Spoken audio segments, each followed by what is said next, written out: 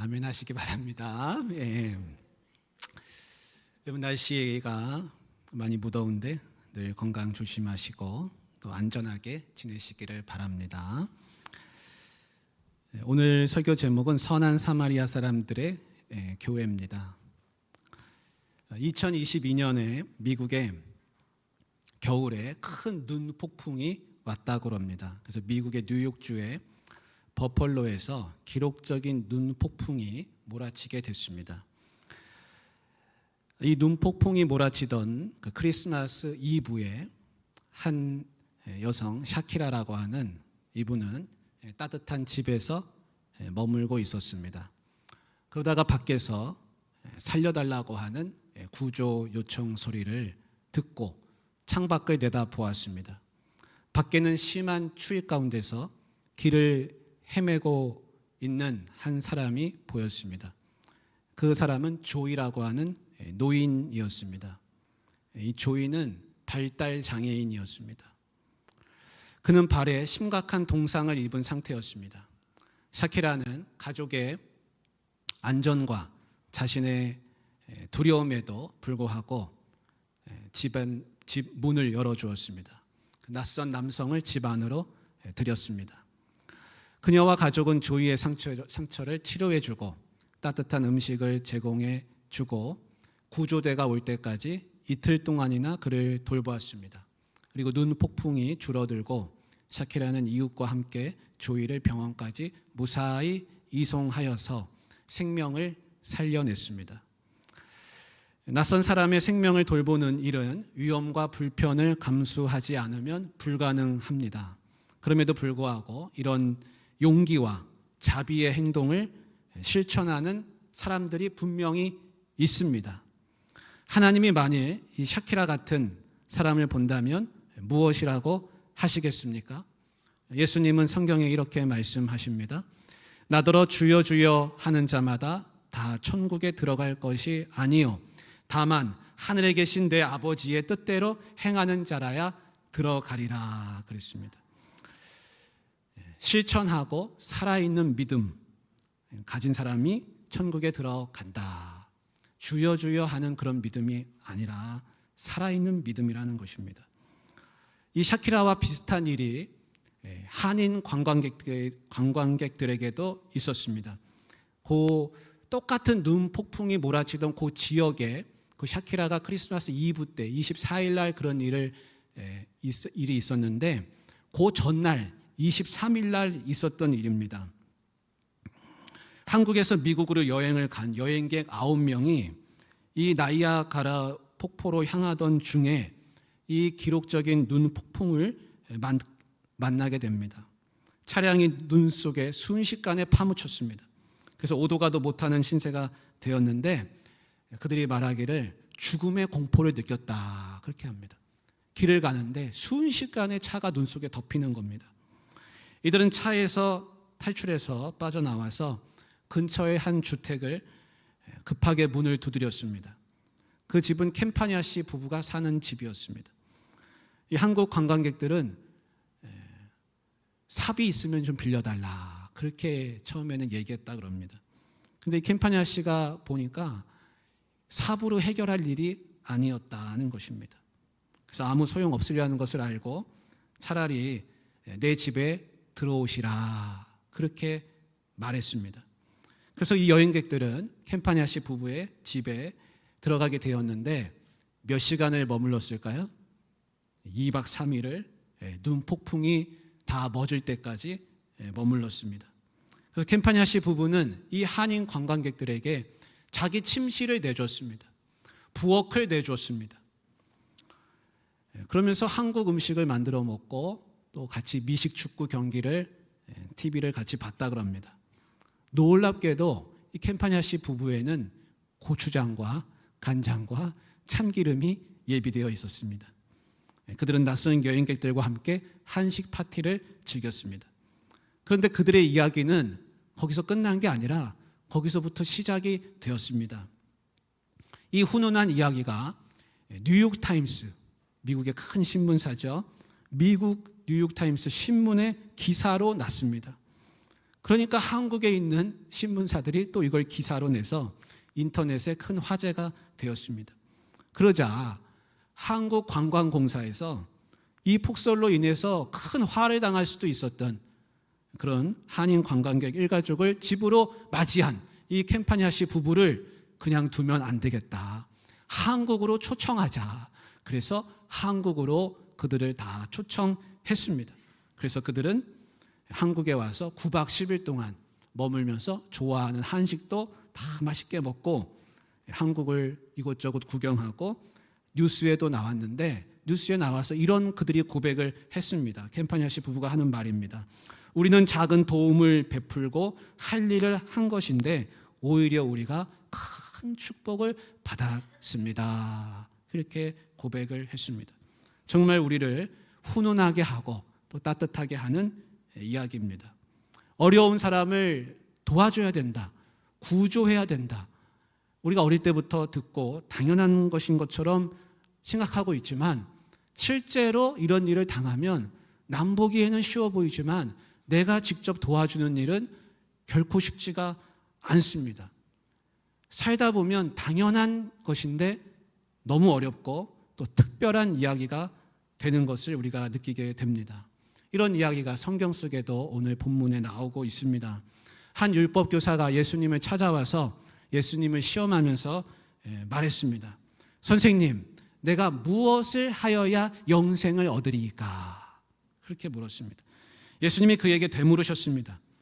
율법에는 무엇이라 기록됐으며 네가 어떻게 읽느냐 그랬습니다. 그러자 그가 율법 교사답게 아주 똑똑하게 그걸 답을 했습니다. 이렇게 답하죠. 네 마음을 다하며 목숨을 다하며 힘을 다하며 뜻을 다하여 주 너의 하나님을 사랑하고 또한 네 이웃을 네 자신같이 사랑하라 하였나이다. 네 대답이 옳다. 이를 행하라. 그리하면 살리라 말씀하셨습니다. 그러자 율법 교사가 한 발 더 나아가서 이렇게 묻습니다. 그러면 내 이웃이 누구니까? 여러분, 이 질문은 율법 교사가 예수님한테 했는데 우리가 예수님한테 물어야 할 질문입니다. 이 질문은 그리스도인이라면 평생 동안 물어야 하는 질문이고 어깨에서 내려놓으면 안 되는 우리가 십자가처럼 짊어져야 하는 그런 질문입니다. 그래서 예수님의 이 다음부터의 대답이 너무나 중요합니다. 예수님은 대답하는 대신에 한 사마리아 사람의 이야기를 들려주셨습니다. 어떤 사람이 예루살렘에서 여리고로 가던 길이었습니다. 그 길은 좁고 몹시 험했습니다. 갑작스레 강도가 나타났습니다. 그를 위협합니다. 강도는 그의 옷을 벗겼습니다. 그를 심하게 때렸습니다. 거의 죽게 만들어버렸습니다. 그리고 그대로 사람은 버려둔 채 물건만 챙겨서 달아나 버렸습니다. 그는 쓰러져 죽어가게 되었습니다. 마침 그 길을 한 제사장이 지나가는데 그 제사장은 그를 못 본 채 하고 피해서 지나가 버렸습니다. 또 잠시 후에 레위인이 그곳을 지나가는데 역시 못 본 채 하고 죽어가는 사람을 피해서 지나갔습니다. 마침 한 사람이 그 길을 지나가는데 그 사람은 사마리아 사람이었습니다.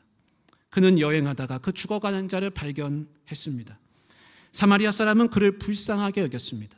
가까이 가서 기름과 포도주로 그 상처를 씻어주고 응급치료를 한 뒤에 자기 짐승에 태워서 주막으로 데리고 가서 돌보아 주었습니다. 그 이튿날 그는 주막 주인에게 2개의 데나리온 돈을 주면서 이 사람을 돌봐주십시오. 비용이 더 들면 내가 돌아오는 길에 갚겠습니다. 약속하고 갔습니다. 예수님은 율법교사한테 물으셨습니다. 네 생각에는 이 3사람 중에 누가 강도 만난 자의 이웃이 되겠느냐? 율법교사가 자비를 베푼 자니이다 대답합니다. 예수님은 그 율법교사에게 가서 너도 이와 같이 하라 하셨습니다. 여러분, 이 이야기는 선한 사마리아 사람의 이야기라 이름이 제목이 붙어서 널리 알려진 예수님을 교회를 안 다녀도 또 다 많이 들어서 알고 있는 이야기고, 유럽에 가면 선한 사마리아인 법이 있어가지고 위험에 처한 자를 못 본 채 지나가면 안 된다, 그런 법이 만들어지기까지 했습니다. 그런데 이 이야기는 단순한 도덕 이야기가 아닙니다. 이거는 도덕 이야기가 아니라 신앙의 이야기입니다. 신앙의 근본을 말해주는 이야기입니다. 율법교사가 처음에 영생에 대해서 질문했습니다. 영생은 예수님이 어디 있다 하셨습니까? 영생은 하나님을 사랑하되 목숨을 다해, 온 힘을 다해, 마음을 다해, 뜻을 다해 하나님을 사랑하고 이웃을 내 몸같이 네 자신같이 사랑하는 거기에 있다. 그렇게 실천하고 행하면 산다. 참으로 영생은 멀리 있는 것이 아니라 가까이 있는 것임을 우리가 알 수가 있습니다. 아마도 율법교사는 뭐라고 생각했을까요? 나는 하나님을 사랑하는데 목숨을 다하고 뜻을 다하고 힘을 다하고 온 마음 다해서 사랑한다. 자기는 그렇게 자부하면서 지금까지 살아왔을 겁니다. 그래서 속으로 생각할 때 나는 통과야. 영생이 내 앞에 있다. 그렇게 생각했을 것입니다. 아마도 그는 주변에 있는 자기 동족, 이웃들도 잘 돌봤을 거예요. 율법교사니까 그렇게 살았을 겁니다. 내 이웃이 누굽니까? 그런데 그렇게 물었을 때 그의 생각이 아마도 거기서부터 달라지겠죠. 하나님은 한 분이시니까 그 대상이 분명합니다. 여러분 중에 하나님 사랑 안 하시는 분이 계십니까? 하나님은 한 분이시니까 대상이 분명해요. 하나님을 사랑합니다. 우리 다 그렇게 고백을 합니다. 그런데 이웃이 누굽니까? 내 자신같이 사랑해야 되는 그 이웃은 누굽니까? 라는 질문은 조금 다릅니다. 이웃의 범위는 사람마다 생각이 다 다를 수 있습니다. 이 유대인한테, 율법교사한테 이웃은 보통은 자기 동족입니다. 자기 동족을 모른 채 하면 안 된다고 율법에 써 있어요. 그래서 자기 이웃은 동족이라고 여길 겁니다. 그런데 이웃이 내 옆집 사람인지, 아니면 나랑 한 동네 사는 사람들인지, 아니면 내 민족을 말하는 것인지 참으로 모호합니다.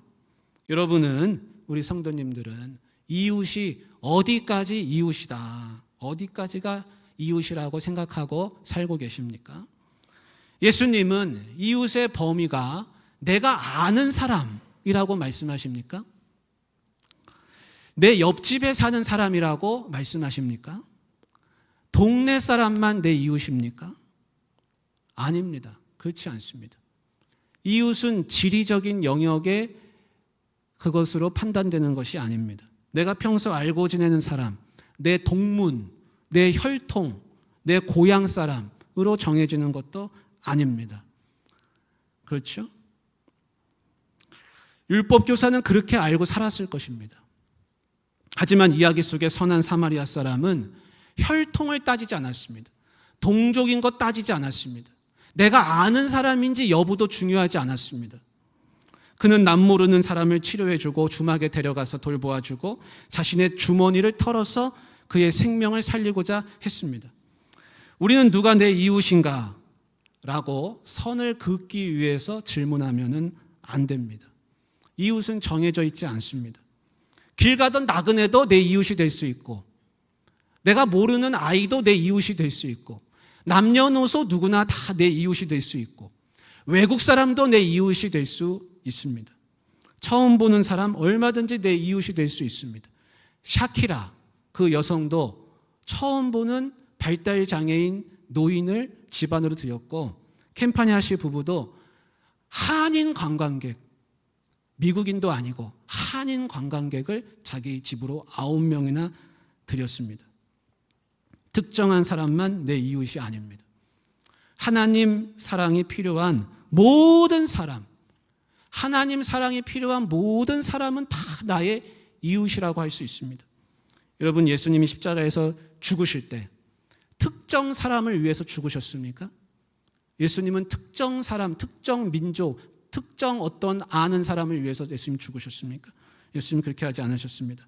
예수님은 하나님 사랑이 필요한 모든 사람을 위해서 예수님은 죽으셨습니다. 나를 위해서 예수님은 죽으셨습니다. 이웃도 마찬가지입니다. 특정 사람만 이웃이 아니라 오늘날 이 시대를 살아가는, 삶이 고단하고 사는 것이 팍팍하고 지쳐있고 남몰래 눈물 흘리고 아픔에 힘겨워하고 위로가 필요한, 모든 하나님의 사랑이 필요한 사람은 다 우리의 이웃인 줄 믿습니다. 제사장과 레위인은 이웃을 구분했습니다. 하나님을 사랑한다고 하는 사람들입니다. 예루살렘에서 하나님께 예배드리고 돌아가는 길이었을 것입니다. 그러나 하나님 사랑의 축복의 통로가 그들은 되지 못했습니다. 여러분, 그림을 하나 좀 보여드리려고 하는데요. 이게 빈센트 반 고흐, 유명한 그림 화가죠. 그 사람이 고흐가 그린 선한 사마리아 사람이라는 그런 그림입니다. 강도 만난 자가 저 앞에 있습니다. 그 사람은 축 늘어져 있습니다. 빨간 모자를 쓴 사람은 선한 사마리아 사람입니다. 그를 자기 짐승에 온 힘을 다해서 지금 태우려고 하고 있습니다. 강도가 또 나타나면 어떡하겠습니까? 빨리 이 길을 피해야 되지 않습니까? 그러나 선한 사마리아 사람은 온 힘을 다해서 태우고 있습니다. 목숨을 다하고 있습니다. 자기 힘을 다하고 있습니다. 자기 뜻을 다하고 있습니다. 마음을 다하고 있습니다. 강도 만난 자의 가방은 옆에 내팽개쳐져 있습니다. 열려가지고 저렇게 버려져 있죠. 근데 저 뒤로 지나가는 두 사람이 보인다는 것입니다. 보이시죠? 한 사람은 제사장일 것이고 한 사람은 레위인입니다. 한 사람은 뭔가를 열심히 읽으면서 가고 있습니다. 뭐겠습니까? 아마도 성경이겠죠. 그는 하나님을 사랑한다고 이야기하는 사람입니다. 근데 성경을 너무 열심히 보는 것인지 강도 만난 자에게 눈 돌릴 틈이 없습니다. 과연 저들은 영생의 길로 가고 있는 것일까요? 저 길은 영생의 길에 다다르게 될 것인가요? 우리는 질문하게 되는 것이죠. 앞서 하나님 사랑은, 목마른 사람은 하나님 사랑에 목마른 모든 사람이 나의 이웃이다, 우리의 이웃이다, 그렇게 말씀드렸는데, 여러분 그러면 한번 질문해 보겠습니다. 우리 옥포중앙교회 이웃은 누굽니까? 교회의 이웃은 누굽니까? 우리 교회의 이웃은 저 옆에 있는 큰 교회, 섬김의 교회가 우리의 이웃입니까? 아니면 저 동산 위에 있는 옥포 제일교회가 이웃이고 또 염광교회가 이웃이고 그렇습니까? 이 주변에 있는 모든 교회들은 다 우리의 좋은 이웃들입니다. 그러나 교회의 이웃은 교회 성도들만 교회의 이웃이 아닙니다. 이웃 교회만 우리 교회의 이웃이 아닙니다. 하나님 사랑을 필요로 하는 모든 사람이, 모든 곳이 다 우리의 이웃입니다. 교회의 이웃입니다. 여러분, 약수터에 가보신 일이 있습니까? 네, 약수터에 가면 물이 참 맑고 시원합니다. 한 모금 마시면 너무 달고 그리고 목을 축여줍니다. 사람들이 약수터에 많이 모입니다. 나그네도 오고 남녀노소 다 오고 동네 사람도 오고 운동하다가도 오고 나그네 길 가던 사람 다 오시죠. 근데 그 약수터는 물을 주면서 아무런 대가를 요구하지 않습니다. 바라지 않습니다. 그저 산에서 저 위에서 흐르는 물을 그냥 공급만 해줄 뿐입니다. 그런데 사람들이 거기에 많이 모입니다. 그곳을 좋아합니다. 일부러 그곳에 들려서 갑니다. 그래서 사람들이 끊이지 않고 찾아옵니다. 교회는 약수터입니다. 하나님의 맑은 샘을 세상에 공급하는 축복의 통로가 교회입니다. 약수터가 그러하듯이 축복의 통로는 대가를 바라지 않습니다. 요구하지 않습니다. 그저 나누어 줄 뿐입니다. 이름 없이 빚도 없이 나누면 복이 넘칩니다. 사람들이 끊임없이 찾는 곳이 됩니다. 우리 옥포중앙교회는 이 옥포동의 약수터가 되어야 할 줄로 믿습니다. 지금 한 모금 물을 마시려고 갈증을 느끼고 피곤에 지쳐있는 사람들이 많이 있습니다. 그들에게는 약수터가 필요합니다. 누구나 세상살이는 다 팍팍하기 때문입니다. 예수님은 뭐라 하셨습니까? 나를 믿는 자는 배에서 생수의 강이 흘러 넘친다 그랬습니다. 예수님을 믿는 사람들은 다 생수의 강이 흘러 넘치는데 이 생수의 강이 무엇입니까? 내가 구원받았고 사랑받았고 내가 죽어야 할 죄인인데 하나님 나를 영원한 생명을 주셔서 나를 이렇게 사랑하시는구나. 이 기쁨 감사 때문에 생수의 강이 흘러 넘친다는 것입니다. 그러니까 진짜 예수 믿는 사람 옆에 가면 갈증을 다 느끼던 사람들이 와서 생수를 마시게 되는 것이죠. 왜냐하면 그 사람 옆에 가면 배에서 생수의 강이 흘러나오기 때문인 것입니다. 우리 옥포중앙교회가 생수의 강이 흘러넘치고 우리 모두가 생수의 강이 넘쳐서 나누고 베풀어 주어도 약수터처럼 끊임없이 퍼주어도 마르지 않는 그런 샘이 되기를 간절히 원합니다. 몇 주 전에 새벽 기도를 가려고 집에서 나왔는데 우리 옥포중앙교회 앞에 한 커다란 소방차가 와서 서 있는 것이에요. 아마 새벽 기도 5시에 오시는 분들도 많이 놀라셨을 겁니다. 교회에 무슨 사고가 생겼나? 근데 우리 교회가 사고가 생긴 것은 아니고 우리 교회 앞에 있는 상점들에 불이 났습니다. 다행히도 하나님 은혜로 한 사람도 안 다치고 다 불 잘 끄고 그렇게 진압을 잘 했습니다. 그런데 안타깝게도 그 화재의 결과로 인해서 가게들이 다 문을 닫고 내부 공사를 하게 되었고 또 이야기를 나누면서 사장님들하고 이야기를 나눠보니까 여러 가지 그런 어려움이 있다는 것을 알게 되었습니다. 그래서 지금도 노랑통닭은 공사를 지금 내부 수리 중인 것이죠. 그렇지 않아도 경기가 어렵고 사는 것이 힘들고 팍팍한데 여러분 얼마나 낙심될 일이고 원인도 모르고 누가 불을 냈는지 어디서 났는지 그런 것도 알지 못한 채 큰 어려움을 당했는데 설상가상이지 않습니까? 여러분 선한 사마리아 사람은 강도 만난 자를 내 자신같이 사랑합니다. 선한 사마리아 사람은 대가를 바라지 않습니다. 선한 사마리아 사람은 이웃의 범위에 제한이 없습니다. 예수님은 이 땅에 뭐하러 오셨는가? 예수님은 이 땅에 다 주러 오셨습니다. 여러분 공항 검색대 공항 가보셨죠? 공항 검색대 지나가실 때 어떻게 지나가십니까? 반지도 풀고 시계도 풀고 목걸이도 풀고 가방도 내려놓고 무거운 옷 다 버려 내놓고 그래야 겨우 지나갑니다. 천국행 비행기는 누가 타는가? 많이 짊어진 사람은 여러분 인천공항도 못 지나갑니다.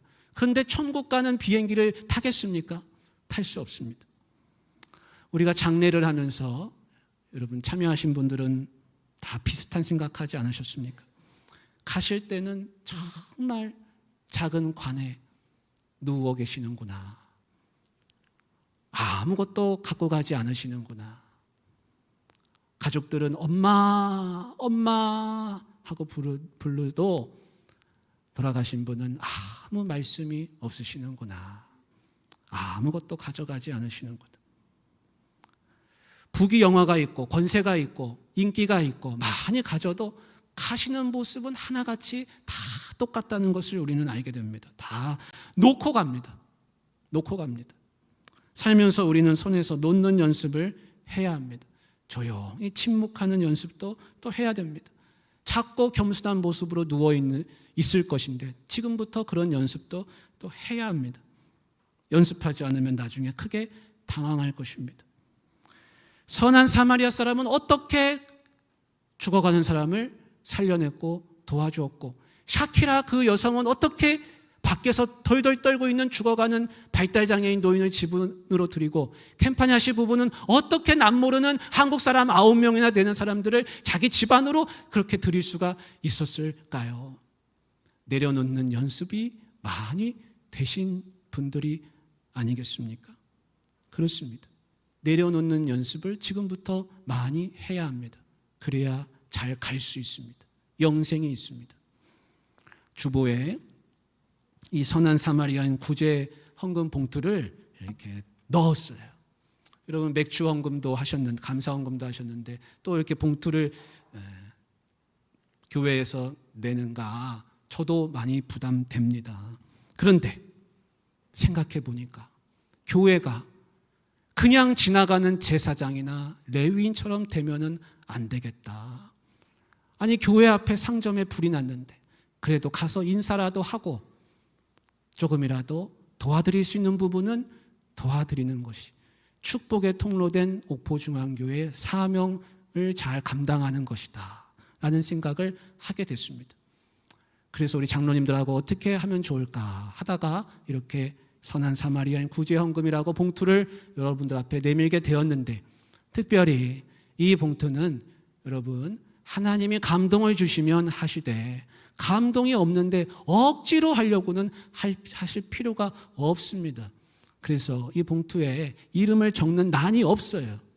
여러분 무명으로 하시고 그렇게 해서 왼손 모르게 오른손 모르게 선한 사마리아처럼 도우셔서 우리 교회 표어가 함께 울고 함께 웃는 사람들인데 이런 교회 이루고 그리고 선한 사마리아 사람들의 교회를 만들어서 영생의 길을 걸어가는 우리 모두가 되기를 주님의 이름으로 축복합니다. 같이 우리 또 하나의 열매를 바라시며 함께 찬양하도록 하겠습니다.